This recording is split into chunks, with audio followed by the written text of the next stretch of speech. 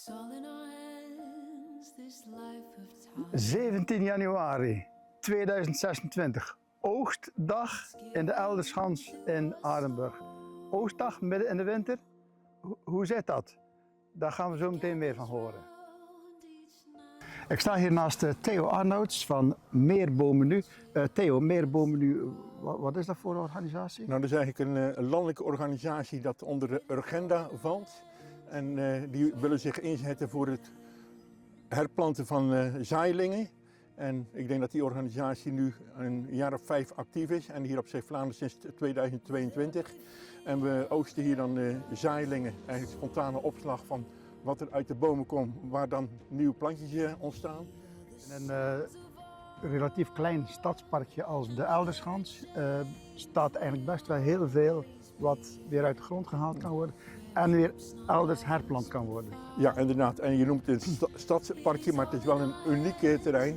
Het is namelijk eigenlijk een schans die op een gegeven moment opnieuw ingericht is. Het is zeker een uniek terrein hier. Ja. En het fijne om hier te werken is dat het vrij lichte grond is en een flinke humuslaag. Dus het is makkelijk om hier plantjes uit te steken. Uit te halen zonder te beschadigen. En nou ja, deze worden dus verzameld. Dus mensen die hier nu actief zijn, die kunnen zelf boompjes meenemen.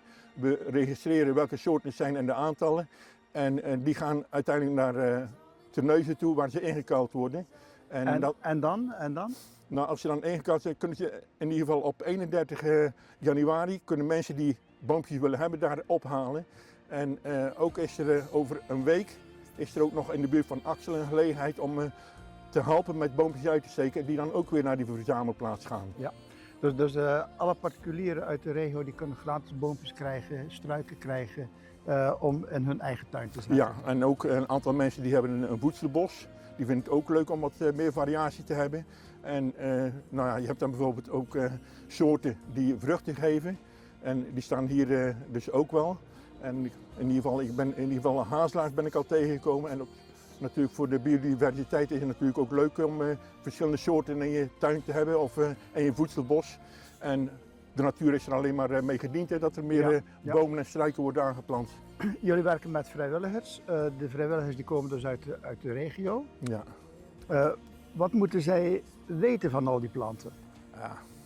Eigenlijk helemaal niks. Eigenlijk niks. Ze moeten alleen enthousiast zijn en het leuk vinden om in de natuur te werken. En we hebben natuurlijk nu een ideale dag. Ja. En nou ja, het is ook leuk om mensen een beetje kennis bij te brengen. Maar het is echt niet nodig om verstand van bomen of zo te hebben. Nee. En ook al is het de eerste keer dat je spa in de hand krijgt, nou geen probleem. Het is leuk om gewoon die ervaring op te doen en andere mensen te ontmoeten. Dus het heeft behalve het natuurkundige aspect ook nog een beetje een ontmoetings, een beetje sociaal aspect. Ja. Het is gezellig om met elkaar bezig te zijn en een praatje te maken en straks koffie te drinken. Inderdaad, we drinken straks een bakje koffie en dan even wat van gedachten wisselen en de wereldproblematiek even doornemen. Het is gewoon heel gezellig. Dus als mensen het prettig vinden om lekker buiten bezig te zijn, er zijn nog 2 data. Ik heb ze ergens op een briefje staan, dus ik ga ze even opzoeken. 24 januari is het in Axel een oogstdag. Dat is volgende week zaterdag. En 7 februari in Westdorpen. Oh, kijk eens aan. En 31 januari is dan ophaaldag. Ik vertel dat zo, maar dat gaan mensen vergeten. Dan wil ik toch iedereen even wijzen op de website. Dat is de website van Meer Bomen Nu, aan elkaar geschreven. Ja. Dus vrijwilligers, meld je aan. Ik zie vandaag toch een groep van een stuk of 10 vrijwilligers. Dus het zijn leuke clubjes om mee samen te werken. En je stimuleert de natuur. Zonder meer. Ja. Theo, bedankt. Graag gedaan.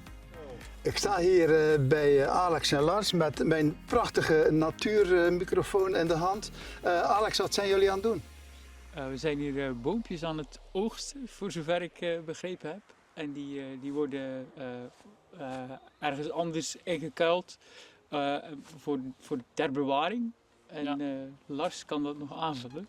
Zeker. Lars, je kan er meer over vertellen. Ja, klopt. In Terneuzen heb je dus op de kinderboerderij een boomhub. En daar kunnen mensen eigenlijk die graag wat zaailingen in hun tuin willen, in een volkstuintje bijvoorbeeld, voor de biodiversiteit iets te vergroten, de tegels uit de voortuin en weer alles in het groen willen. Want ik begreep dat je om dit vrijwilligerswerk te doen niet veel van groen moet weten in principe. Nee, klopt. Ja, het is heel toegankelijk. Ja. En ja, ik leer ook steeds weer bij van andere deelnemers, maar ook van de begeleiders of de coördinators van het project. Ja. Alex, jij komt uit Aardenburg. Je kent de Elderschans? Zeker. Ik wandel hier vaak. Zal het heerlijk tot rust komen. En toen ik het zag online dacht ik van, goh, als ik dan iets kan leren over de Elderschans, dat lijkt me wel hartstikke leuk. Omdat ik hier ook zelf soms afval prik of grote stukken afval zoals autobanden verwijder.